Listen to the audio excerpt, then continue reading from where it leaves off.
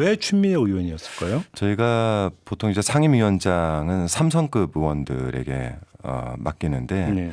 지금 사안이 워낙 엄중하고 또 법사위 자체가 뭐 저희가 암묵적으로 그 상임위 내에서 그 상원의 역할을 좀 하지 않습니까? 좀 그러다 보니 중요한 자리를 누구에게 맡길까 고민을 하다가 예. 아마 당대표와 원내대표께서 상의를 한 끝에 좀 원로이신 추미애 대표께 맡기는 것이 흔쾌히 수락을 했다고 합니까?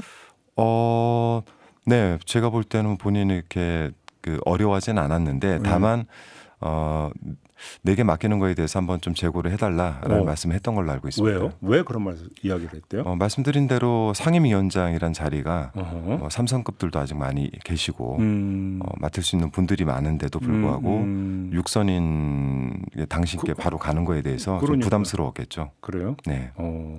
그러면 정청래 대표는 왜 추미애 의원이 맡아야 된다고 생각을 혹시 좀 최고위원들께 설명한 게 있을까요? 우선 그 법사위를 지금 상태에서 가장 잘 이끌 사람이라고 판단하신 것 같습니다. 그렇게 보시는 거고요.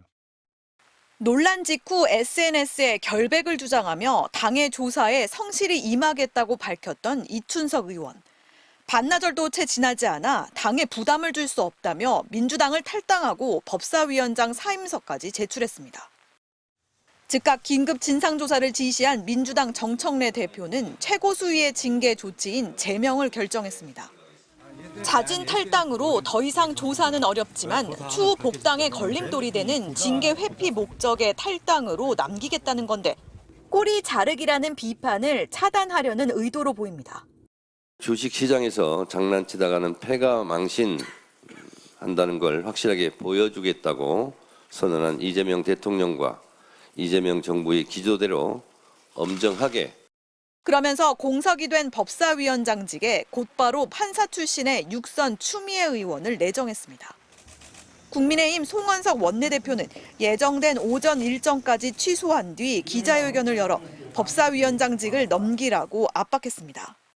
진정한 반성과 책임은 국회의장과 법사위원장 독식의 폐단을 깨닫고 원내 2당에 돌려놓는 데서부터 시작해야 할 것입니다.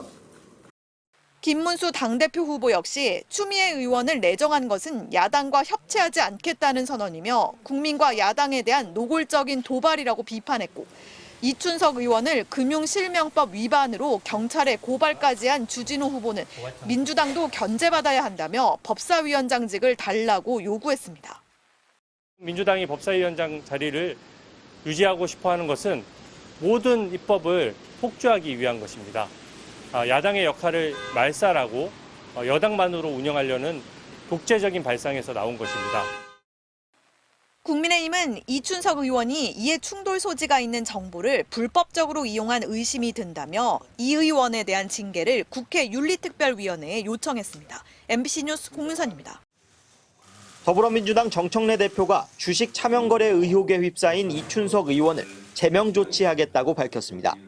이 의원이 어젯밤 자진 탈당해 최고위원회 의결로 중징계를 할 수 없게 됐지만 민주당의 당규에 따라 징계를 회피할 목적으로 탈당한 경우 제명할 수 있다는 겁니다.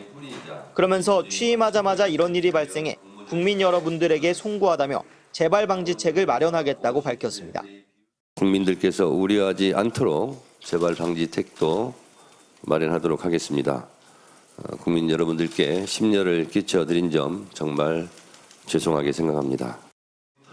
민주당은 이 의원을 제명 조치하면 징계를 회피할 목적으로 탈당한 사람으로 기록돼 추후 복당에서 어려움을 겪게 될 것이라며 당에서 할 수 있는 최고 징계라고 강조했습니다. 단호하게 대처하겠다라고 하는 당의 강력한 의지가 반영된 그런 조치이고 그것이 국민적 눈높이에 맞는.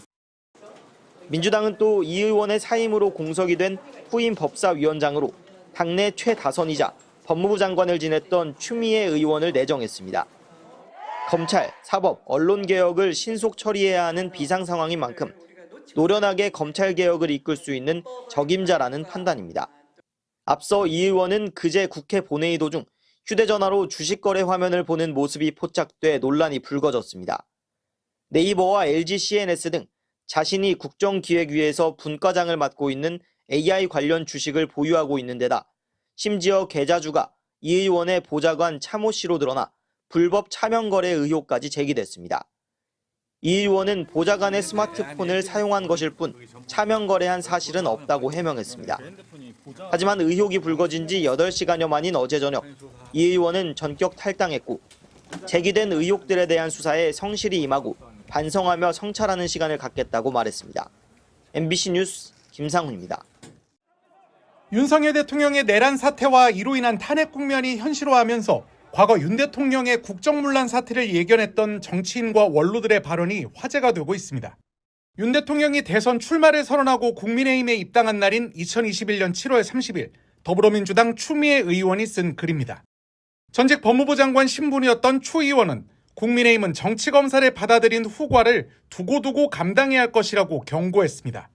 윤석열은 검찰총장 재직 시 정치적 중립 의무를 저버리고 검찰 권력을 남용해 헌정 질서를 훼손한 자라며 국민의힘이 정치군인 전두환에 대한 환상을 아직도 거두지 못하고 정치검사를 받아들였다는 겁니다. 추 의원은 윤 대통령 집권 이후인 지난해 6월에도 윤석열 정권은 역대 어느 권위주의 정부보다 위험하다고 분석했습니다. 검찰 통치 체제라고 하는 것은 검찰은 뭡니까? 지금 대통령의 경험은 검찰총장으로서 검찰총장이라는 것은 검찰총장 한 사람만 검사인 거예요. 상명하복 관계로. 예. 어떻게 보면 군대보다 더 심각한 거죠. 검찰 국가의 네네. 권력 통일체 원칙이다. 그러니까 역대 어떤 권위주의 정부보다 가장 위협적이고 위험하다. 네, 이렇게 생각이 들어요.